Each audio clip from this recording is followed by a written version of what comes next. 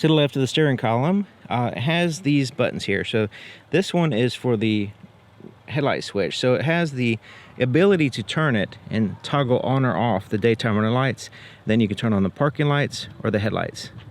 And it has a little light indicator showing you that they're on now. You can toggle them off, back on. And then this is the dimmer switch for the interior gauges. You just pop it out like that, and then you can turn it. There's also a tilt and a telescoping steering column that you lock in place here. I'm sitting in the driver's seat. I'm 6 feet tall, and I have the driver's seat all the way down and all the way back to show you the potential legroom here. And it's pretty impressive. This is too far back for me to drive. I mean, it's like a lot of room here. Now, of course, there's hardly any room behind me in the back seat, but to give you an idea of how much room you can have up here, it's pretty impressive. So when I pull it up to the position where I normally drive, then this right here is a hard surface, so it sometimes, not a big deal. Some other vehicles are definitely worse. Sometimes my leg rests there and it's a little bit uncomfortable. But the biggest issue for me, really, and it's not really a huge deal, but I just want to mention it, is this armrest being so hard. Because the way my elbow is, it just kind of lands right on that nerve, and it really, there's times in which it really makes my arm ache later on. So, you know, if you don't really have that nerve problem, then you should be fine. And I just take a towel, a little washcloth, and just lay it there, and it solves that problem. Just want to point it out. It's, you know, for this type of vehicle, this type of price, something that you have to just understand that that's the case, right? Steering wheel is really nice. Has like this rubbery, soft feeling. It's not overly firm. It depends. You know, some places a little bit more firm than others, but down here it's nice and soft, and it gets a little bit firmer up here at the top. But it looks good. It feels good, and has a little bit of a flat bottom, but not a big deal. It's not overly weird looking, and it's very functional, and it's very simple. One of the best things about it, though, is it has the buttons on the back of the steering wheel. So you have up and down buttons here, if you can see that, for the volume here on the right side, and then on the left side is to change through the tracks or whatever you're playing as far as the radio station, the tune through the station or the tracks or whatever you're doing. So the buttons on the back of the steering wheel is really nice because it just lines up with your fingers, and yeah, it's just genius idea. I think all vehicles should have that. So here on the left side of the steering wheel, it has the cruise control. And so when you get in the vehicle, you start driving, all you have to do is pull down to set it, push up to resume, over here to cancel, and then this is to turn the system on or off. You can also press and hold the button to change to a non-adaptive cruise control. If you don't want the adaptive part to turn on, you can change that if you need to. But adaptive cruise control works so good on this vehicle, and it has the distance here. You set the distance you want. It has 3 different grades. And you know, close, medium, and far. Close is a little bit too close, depending on your speed. But yeah, it works fine. It's just kind of spoils you. And then it has a heated steering wheel, a little light that turns on when you turn it on. So that's pretty cool as well. Here on the right side, so it has the voice recognition, pretty basic, and I don't really care to use it. But it has a phone button to answer, and then a separate button to hang up, which I like. And then it has, if you just press this button normally, these buttons will correspond to the screen and show some information. So if we press the radio button, this audio right here, press that, it pops up here on the screen, and you can scroll through and make a selection for the audio source. If you press the right button, then it will go to your phone. The phone's not paired right now, but it'll show you like your previous calls and that kind of stuff. And once again, you can go through and select the one that you want to call, that kind of thing. So pretty good functionality there, but without being overly complex. Windshield wiper controls, of course, only for the front because there's not one in the back, and it does have an automatic function. So rain sensing at this price range is pretty good. And then you have the turn signal and the automatic high beams. And we'll see how they work at night in the night video, which will be coming shortly. Okay, so the gauge is fairly simple. I mean, it has the fuel gauge here, then it has the engine coolant temperature here, digital speedometer, as well as this little line that kind of lifts up as you drive and kind of represents a speedometer.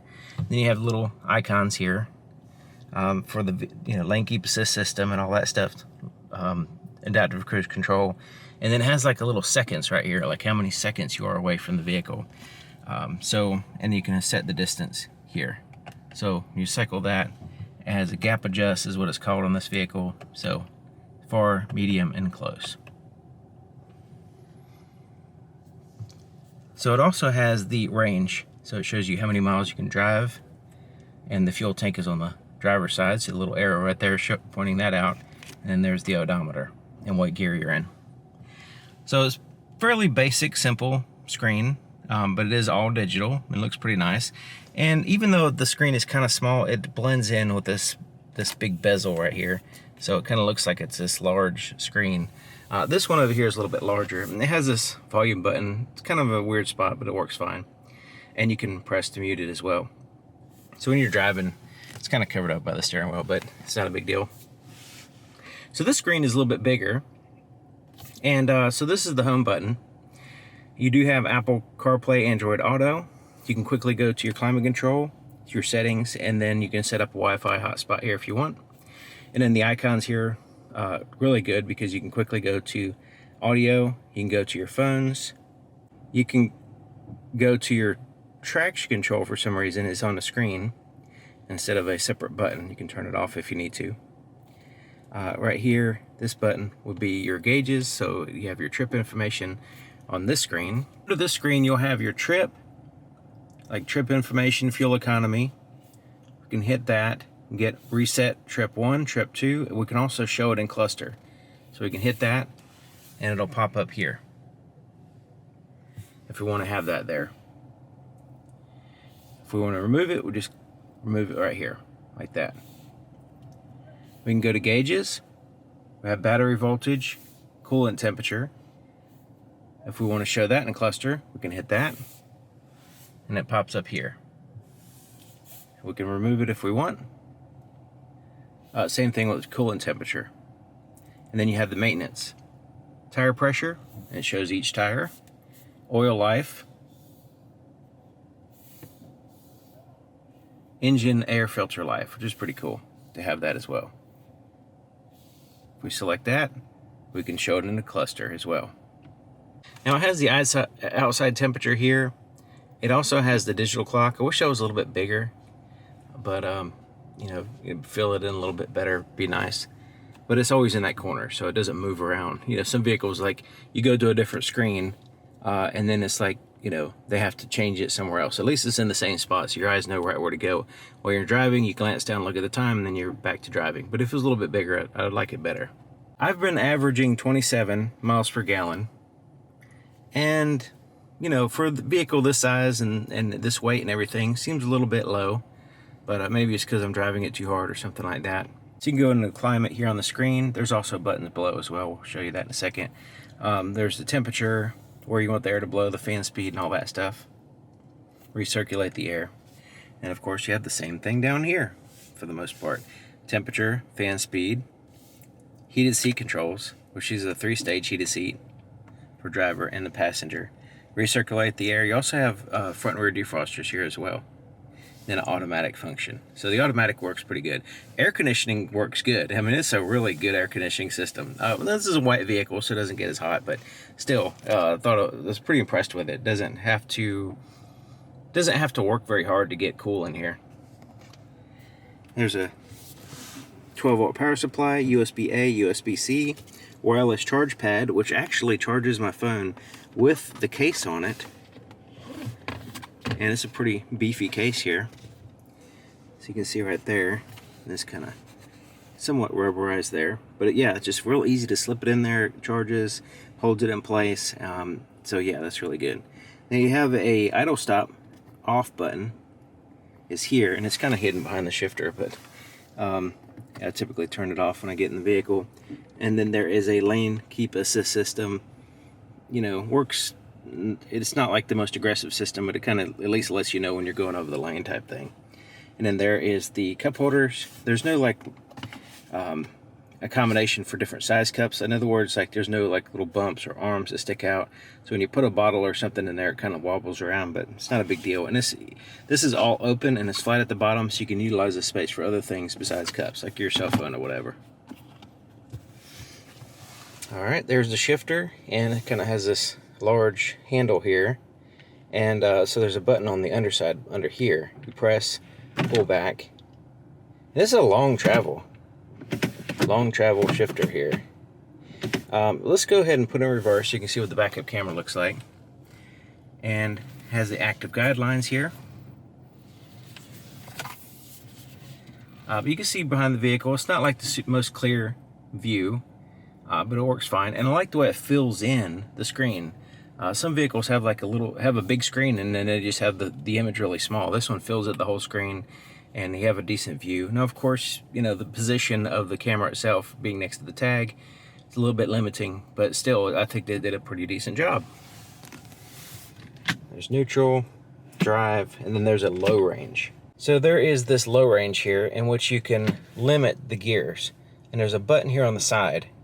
So if you're going down a hill, a steep hill, and you need some engine braking, that kind of thing, you can use this to, you know, basically slow the vehicle down. So you can see right here, it says L1, L2, L3, so you can see what the limit is.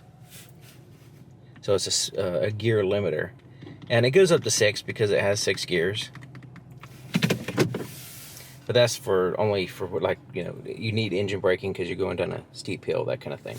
Okay, so it's electronic park and brake. It engages the rear wheels. You lift it up to engage it, and I'll show you here on the screen. And then to disengage it, you press and hold the brake and push down, and it'll disengage. Little storage compartment right here, and it's actually kind of like this rubber surface, so just unlike the other compartments, this one, things won't slide around as much. And it has you can take it out, basically. It has like this little tab. You can grab it and take it out, clean it, and put it back in. Here's the armrest, and it's kind of rubbery soft. It's a little bit better than the door, but it's not like cushy, like a pillow or anything. And it has a little movement to it, but doesn't rattle. You press and release it, and it has spring loaded, so it doesn't slap back down on you. That's as far up as it goes, and then it has this kind of deep compartment. So it's like a smooth plastic. I got my business cards in the way, but there is a felt lining at the bottom. There's a felt lining in there, and it's just a deep chasm. No connectivity or charge ports or anything like that in there. And there's not really a place for wires to go in and out. Not a dedicated place anyway. Okay, so it has a auto dim rearview mirror, and the driver's side mirror is also auto dim. It's auto dimming now because I have the shade over the light sensor, which is located right back here. So up here, you just have the ability to turn on this light here, or off, or you can have it turn on when you open up the door in that center position. So it's not like there's any kind of reading light or anything like that. It just has this little tiny light there in the middle. And then this is for the sunroof. So you have the slide and then the tilt. We'll show you that in a second. And then there is a vinyl wrapping on this visor. The headliner is a cloth, a black cloth. This is a vinyl. It does have a mirror and 2 lights. And the way this, it's kind of small, and it works fine here in the front, but when you go to the side here, it has this little clip as well. But when you put it here on the side, it doesn't slide out or anything. So there's like this huge gap where the sun's shining directly in my eyes. So yeah, it would be nice if it slid out, or at least had a little extension that popped out. Okay, so the sunroof. So the sunroof has a shade, covers 100% of the light. You just manually open it up, and let's go ahead and slide it back. It goes back a little bit more when you press it again. All right, move it forward.